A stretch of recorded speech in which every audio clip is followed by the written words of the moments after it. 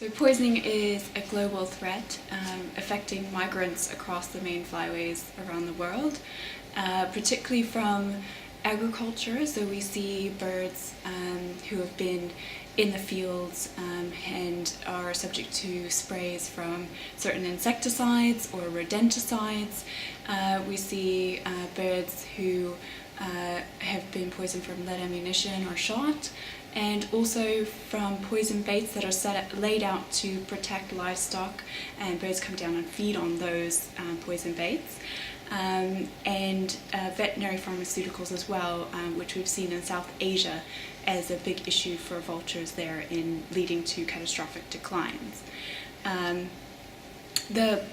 To tackle this, CMS has put together a poisoning working group, of which I am the coordinator of, and we've developed a set of guidelines to tackle poisoning and prevent the poisoning of migratory birds.